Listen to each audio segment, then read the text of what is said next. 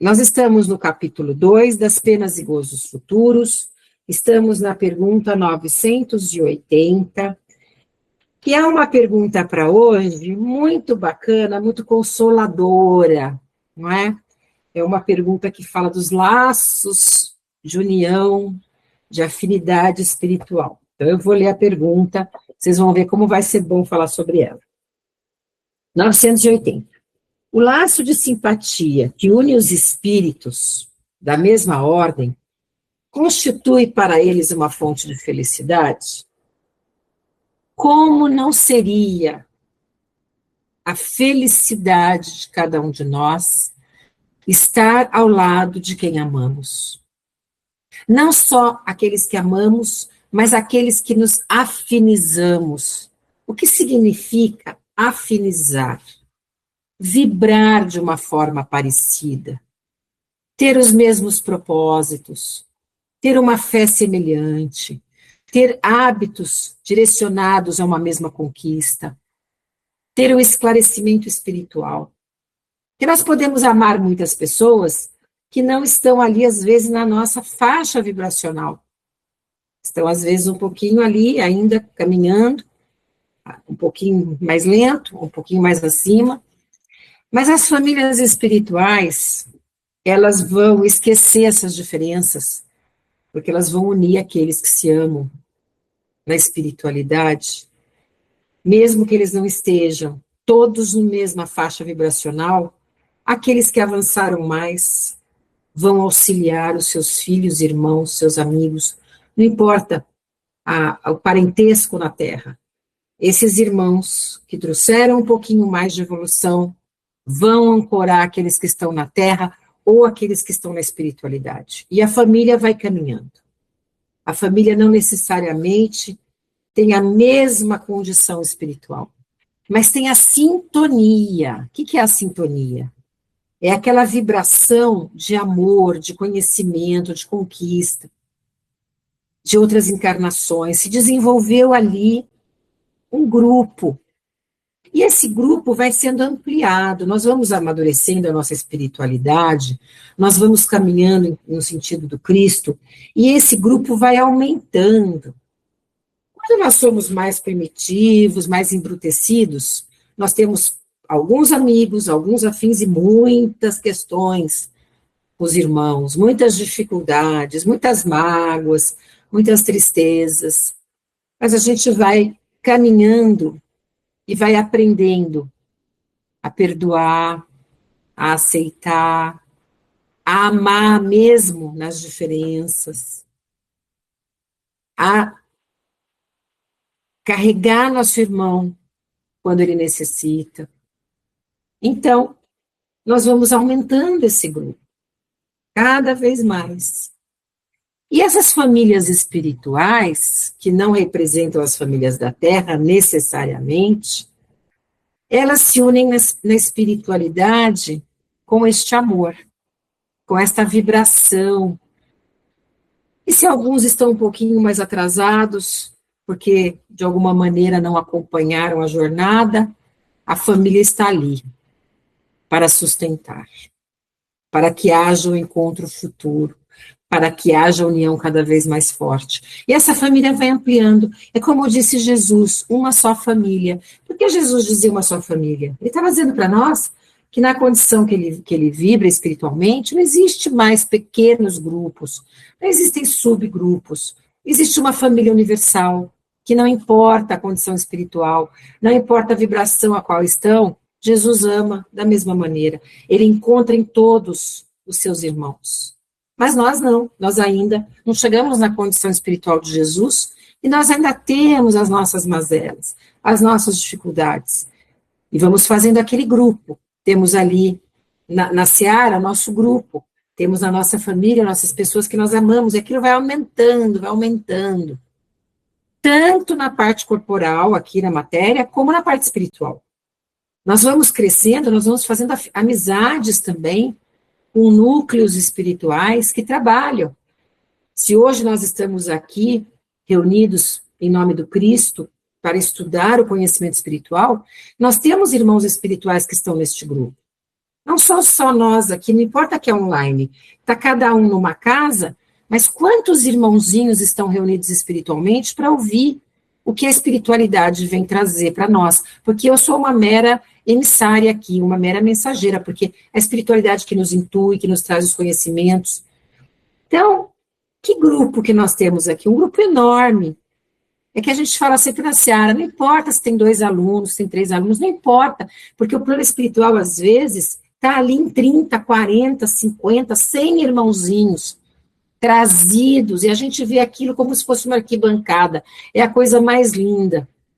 A gente vê os tratamentos dentro da Seara e dentro do curso, porque é de emocionar quando a gente tem evidência e vê aquele palanque, aquelas pessoas todas sentadas ali, ouvindo um curso, que às vezes tem 3 encarnados.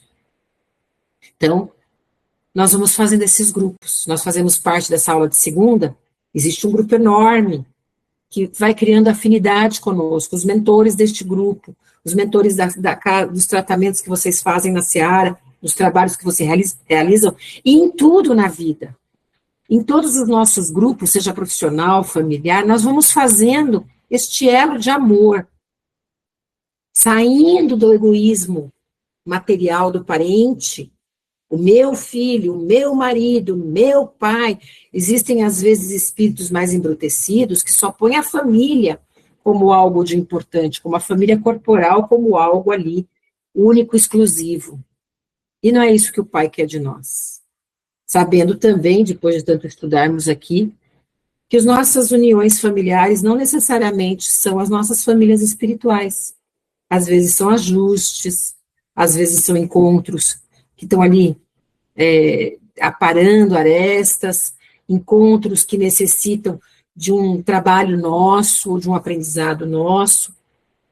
Mas ali foi detalhadamente estudado quem estaria ao nosso lado na Terra. E quando nós desencarnarmos, nós vamos para essa família espiritual. Nós vamos ao encontro desses afins, das pessoas que nós amamos, das pessoas que nós vibramos sintonia, e que, na verdade, não estão aqui muitos deles, mas estão lá. E nós, quando estamos aqui, não lembramos destes irmãos, porque eles estão na espiritualidade. E quando nós desencarnamos, nós retomamos a nossa lembrança e vemos que ali estavam irmãos nos esperando, que nós temporariamente esquecemos deles para executar as nossas tarefas na Terra. Então, para não perturbar nossa missão, nosso trabalho aqui na Terra, eles estão lá e nós esquecemos um pouquinho deles, nós não lembramos. E quando nós desencarnamos, nós revivemos esse despertar de conhecimento. Então, tantos estão nos esperando, tantos estão nos apoiando, nunca estamos sozinhos. Nas horas mais difíceis, a gente acha, por que eu estou sozinho? Injustamente pensamos, Deus nos abandonou, nós pensamos isso, e isso não é verdade. Nós não estamos vendo, porque se ouvíssemos e víssemos concretamente a espiritualidade, perderíamos a nossa ação, perderíamos o nosso mérito, porque a espiritualidade espera que nós tenhamos a atitude, que nós possamos crescer. Se eles falam tudo para nós, se eles mostram tudo para nós, onde está o treino, onde está o exercício, onde está a fé que está sendo despertada? Mas nós nunca estamos sozinhos, né? Então, esse é o grande conforto para todos nós, que nós temos um grupo imenso que nos ama, nós temos um grupo enorme que nós amamos e que não puderam estar conosco aqui, juntos na encarnação, mas que se unem a nós quando dormimos, se unem a nós quando nós rezamos, intuem os nossos pensamentos, falam conosco, e nós vem aquela intuição, aquele clique, e eu falo, nossa, que ideia que veio na minha cabeça.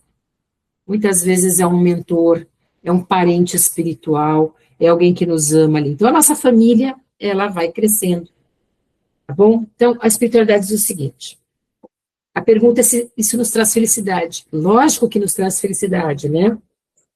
Os espíritos entre os quais a recíproca simpatia para o bem encontram na sua união um dos maiores gozos, visto que não receiam vê-la perturbada pelo egoísmo. Formam um mundo inteiramente espiritual, famílias pela identidade de sentimentos, consistindo nisso a felicidade espiritual. Do mesmo modo que no vosso mundo vos grupais em categorias e experimentais certo prazer quando vos achais reunidos.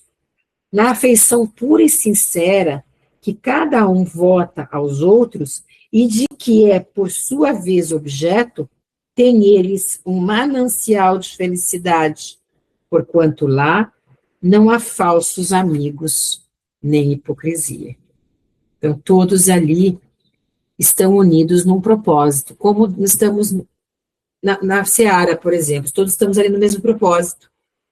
Estamos no propósito de nos conhecermos o Cristo, os seus ensinamentos, o seu Evangelho.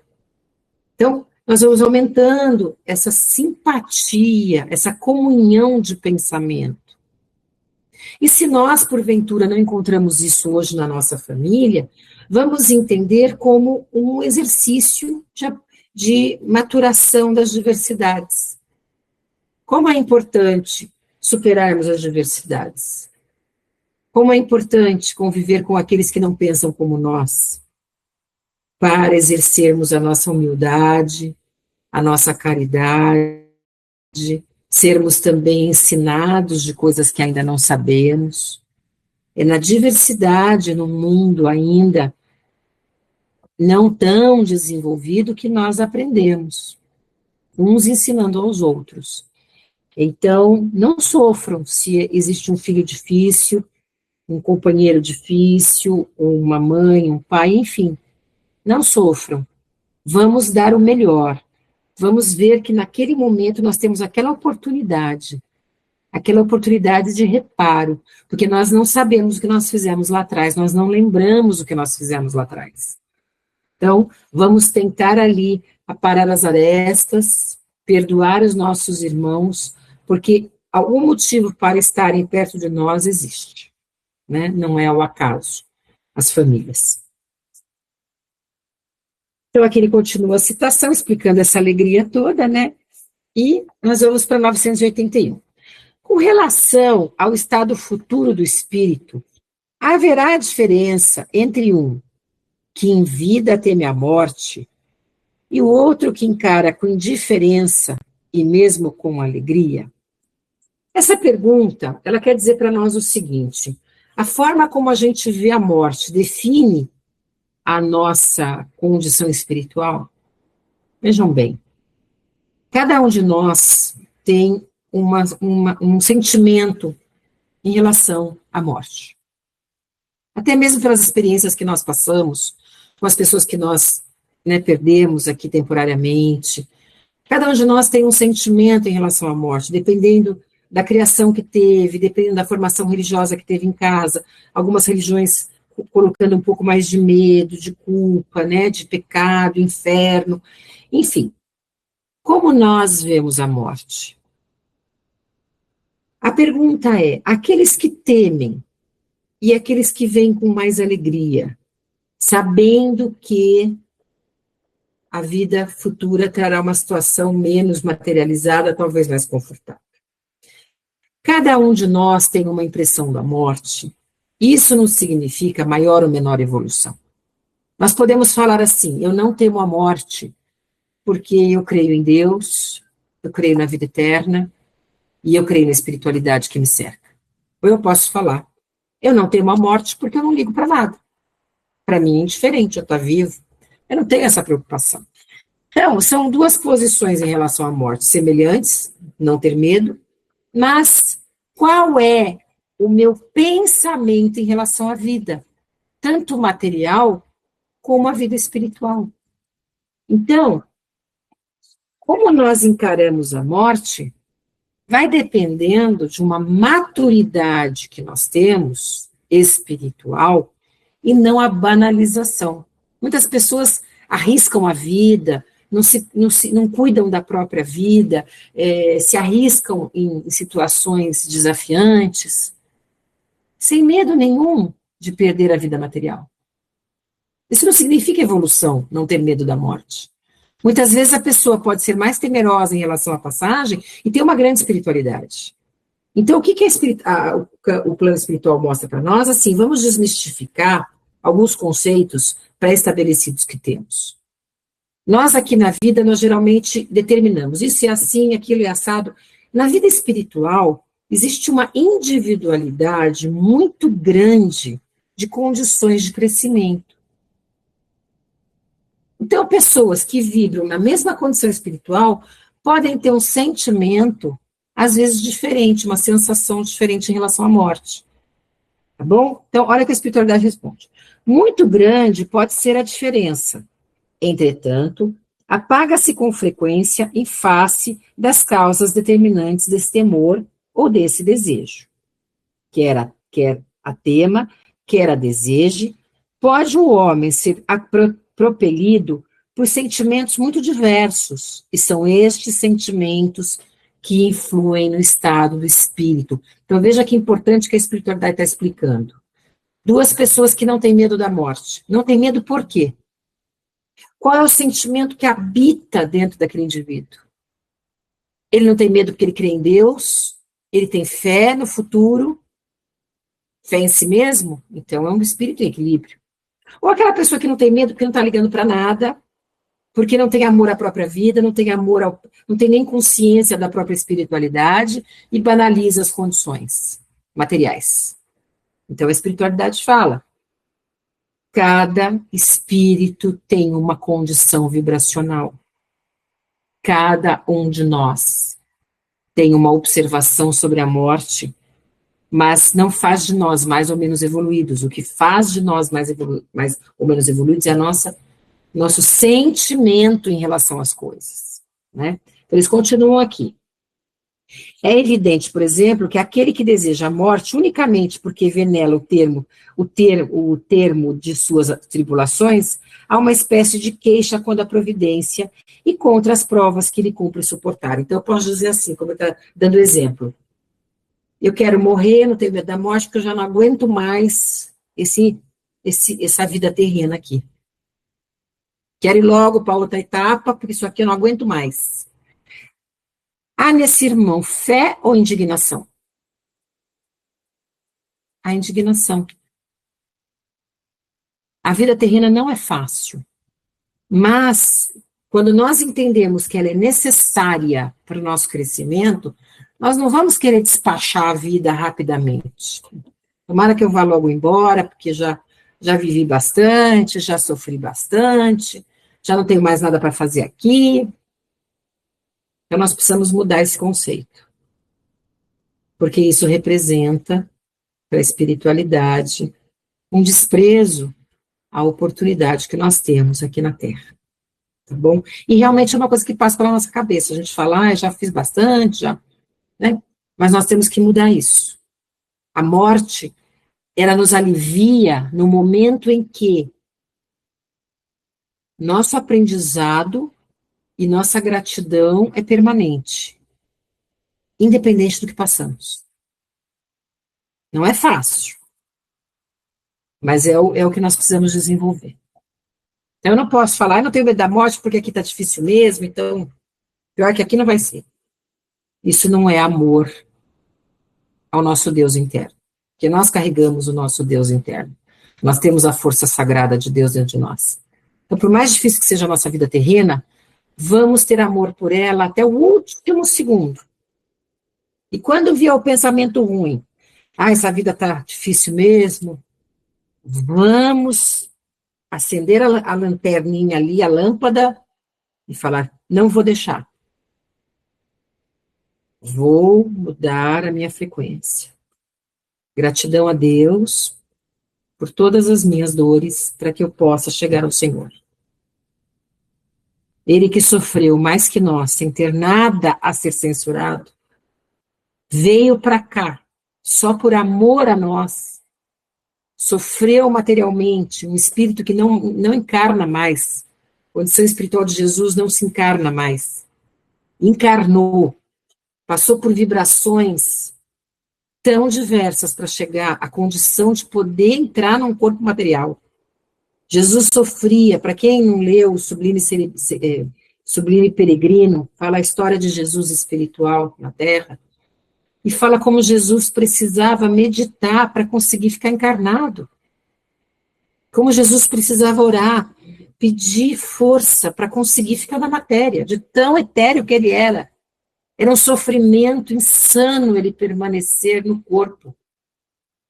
Tudo que ele fez só tinha um objetivo: nos salvar. Nos salvar como? Tirar de nós os pecados, como falam as doutrinas? Não. Mostrar para nós que o amor, que o Pai e que a força espiritual existe. É isso que ele veio nos provar. Dar esperança a cada um de nós. Dar alegria a cada um de nós. Nos livrar do medo, nos livrar da angústia, nos perdoar, fazer com que cada um de nós nos pudesse acreditar na sua força interna. Por isso que ele pegou ali um pescador, um publicano, que era o cobrador de impostos, uma mulher. Por quê? Ele pegou ali as pessoas humildes, simples, diversas, e mostrar que todos poderiam segui-lo, todos.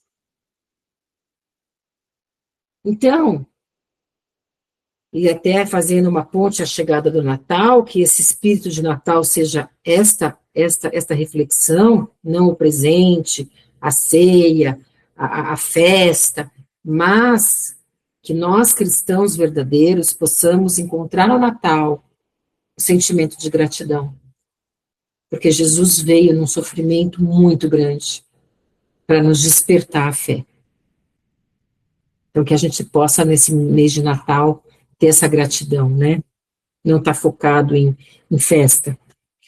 E, então, qual é o nosso sentimento, voltando aqui para a pergunta, o nosso sentimento em relação à morte? Não temer, mas respeitar a vida terrena até seu último momento. Tá bom? 982. Será necessário que professemos o Espiritismo e creiamos nas manifestações espíritas para termos assegurada a nossa sorte na vida futura? Jesus, quando esteve na Terra, falou para nós: vocês precisam ser católicos, vocês precisam montar uma doutrina, vocês precisam fazer um grupo, vocês precisam separar as pessoas. Não, Jesus disse ao contrário. Reuniu os discípulos e disse a eles: ide a todos, buscai a todos os lugares, entrai em todas as aldeias. Jesus não pediu a definição de uma doutrina para encontrá-lo. Há muitos caminhos para encontrar Deus. Nós encontramos o kardecismo, que bate para nós de uma forma forte a consciência espiritual. Mas cada irmão tem uma forma de chegar ao Pai. E Jesus não falou: os judeus serão salvos, os samaritanos não serão. Pelo contrário, ele exaltou em muitos momentos os grupos discriminados da época, que eram as pessoas que vinham da Samária, que eram as pessoas que não tinham conhecimento espiritual. E o que mais Jesus atacou atacou no sentido de solicitou mudança, que eram os fariseus. Então, o fato de sermos espíritas nos traz a salvação?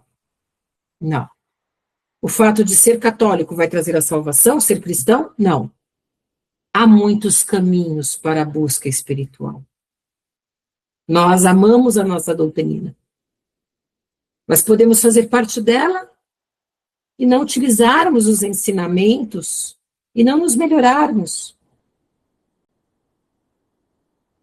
E às vezes um irmão que não tem nem doutrina, não tem nem conhecimento, age no amor, age na centelha sagrada.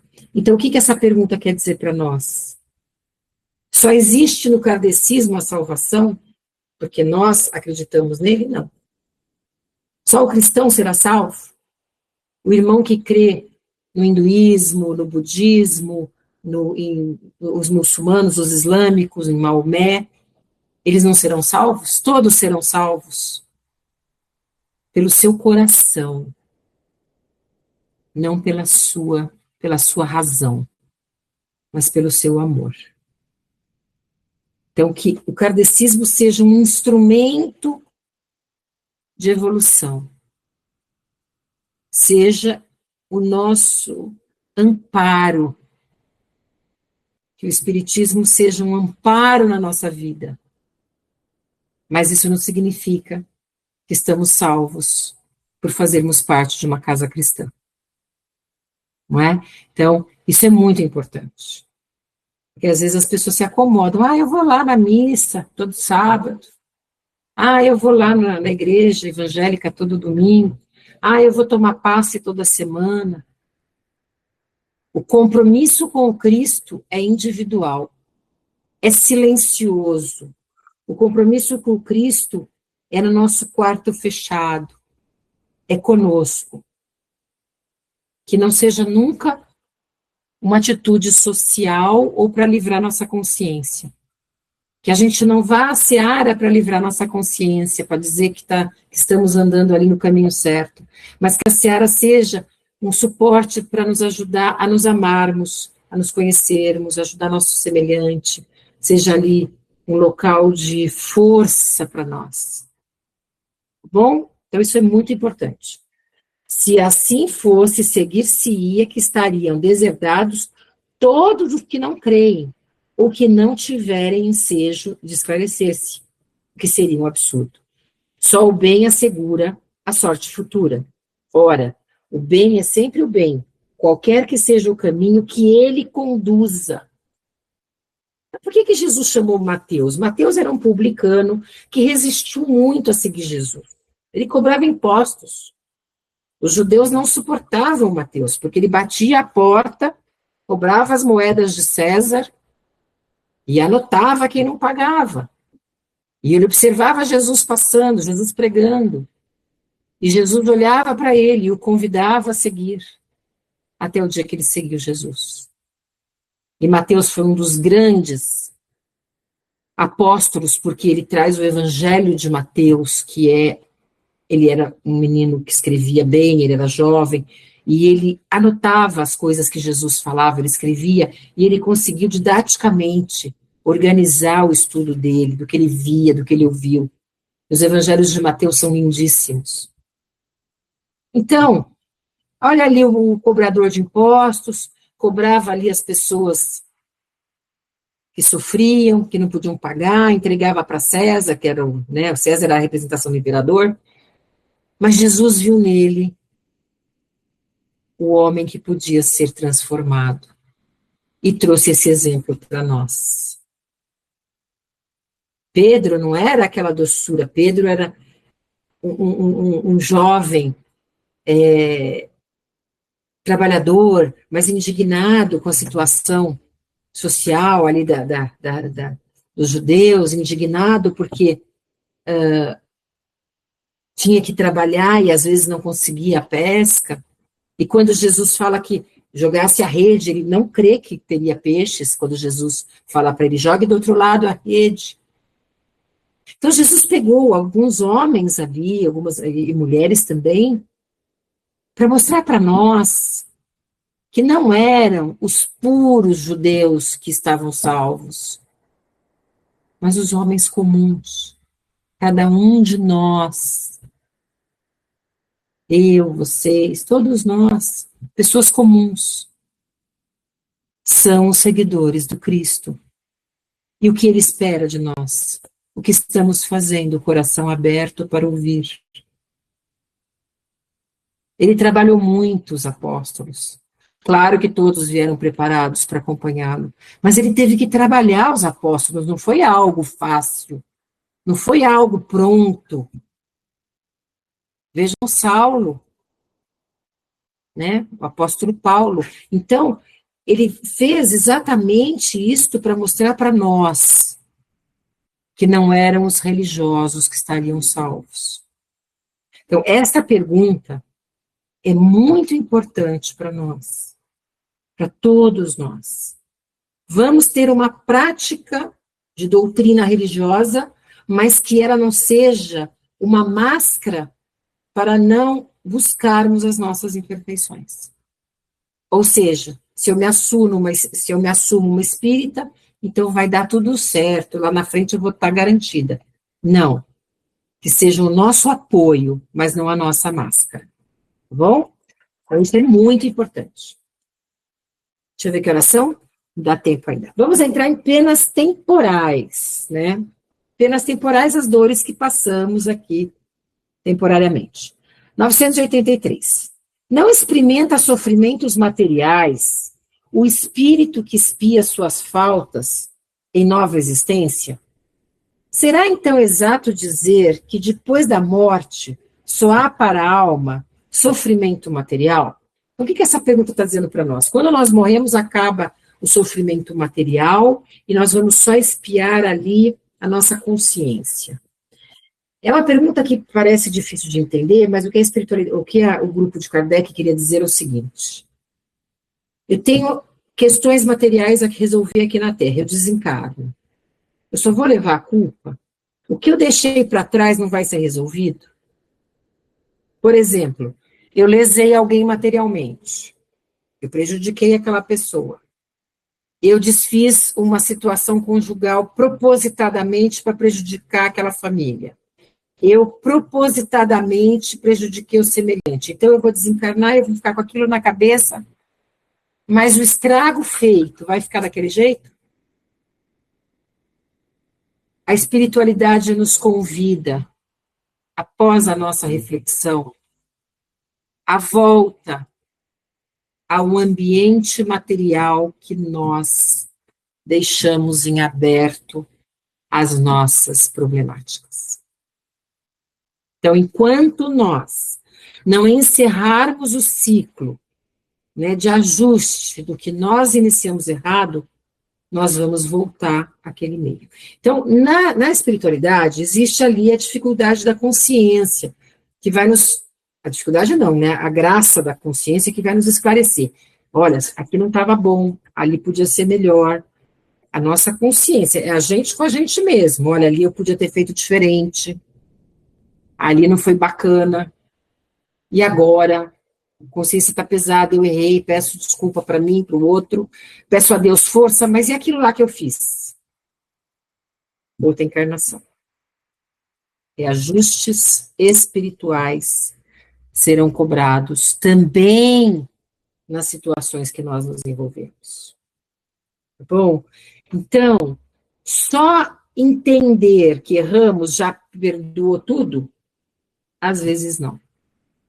Às vezes, esclarecimento espiritual alivia a nossa consciência, mas nos dá a responsabilidade de acertar o erro. A responsabilidade de voltar ao local que nós falhamos para o ajuste necessário. Assim como aqueles que erraram conosco, que nos prejudicaram e desencarnam. A pessoa nos prejudicou pra caramba. Fez alguma coisa que mudou a nossa vida, mudou o nosso caminho, trouxe sofrimento, trouxe perda, trouxe mazela. Morreu. Vai ficar por isso? Só vai sofrer conscientemente lá? Vai ter um encontro. Vai ter um reparo. Lá na frente, vem o reparo. Então, as mazelas materiais serão interrompidas temporariamente, até uma nova oportunidade. Por isso que milhares de irmãos insistem desesperadamente na oportunidade de encarnar. Quando nós encarnamos aqui, milhares pediram também e não tiveram essa oportunidade porque precisavam também realizar algo aqui na Terra, mas não tinha ali ambiente para o encarne. O que é o ambiente? Os fatores energéticos que poderiam rever aquela situação, as entidades encarnadas para que houvesse o ajuste. Nem tudo é favorável no cenário terreno para que haja um encarne. Então, nós fomos ali abençoados de estar encarnado para os reajustes necessários. Então, isso falando das problemáticas, não falando das coisas boas que nós temos aqui. Mas em relação ao que nós causamos, nós vamos precisar resolver. Então, vamos com a espiritualidade que nós estamos aí tentando desenvolver, aparando todas as nossas mazelas, para que a gente possa desencarnar, ter menos aquele desespero de voltar logo para resolver algo que deixou em aberto. Vamos resolver as nossas coisas aqui enquanto há tempo. Vamos ajustar as coisas aqui. Vamos nos amar, vamos nos perdoar, vamos nos desligar das coisas materiais, vamos auxiliar o nosso semelhante materialmente, vamos diminuir as diversidades de tanto sofrimento e fome. E como nós podemos fazer? Nós reclamamos tanto da justiça, da política, mas cada um de nós pode ter uma ação diária. Não está só na mão do governo, está nas nossas mãos. Fazer a terra florescer, pelas nossas ações, pelo nosso sorriso, pela nossa dedicação material ao semelhante, pelas nossas ações, por tudo, pelo nosso sorriso, pelo nosso conselho, pelas nossas práticas, por tudo, certo? Então vamos acertar enquanto estamos aqui. Então o Natal vai ser um bom exercício para a gente não ficar preocupado em só comprar presente, vamos reunir a família, vamos fazer uma prece. Ah, mas eu tenho vergonha, porque tem gente que não vai achar que eu sou muito religiosa. Qual é o momento do Natal? O que é o Natal para as pessoas? Nós não fazemos aquilo unicamente que nós deveríamos fazer. Uma oração, um momento de evangelho na noite de Natal. Então vamos pensar nisso, tá bom? Porque o único objetivo de celebrarmos o Natal é celebrarmos a gratidão de Jesus ter vindo até nós. Então eu estou falando sobre isso porque, como nós vamos ficar sem se ver aí até o Natal, eu gostaria muito que a gente tivesse na Seara esse movimento, todos nós que fazemos parte da Seara, que a gente possa lá num momento na nossa ceia parar e fazer um Pai Nosso e agradecer a Jesus por tudo que Ele fez. Ele não precisa dessa gratidão, ele é tão evoluído que ele não precisa. Mas para nós, dentro do nosso coração, é um exercício para nossa evolução, um exercício de humildade, um exercício de reconhecimento dentro de nós. Porque Jesus vibra numa condição que ele não está pensando se vão agradecer ou não. Ele só quer a nossa salvação, ele só quer que a gente desperte. Porque ele coordena, em nome de Deus, tantas coisas.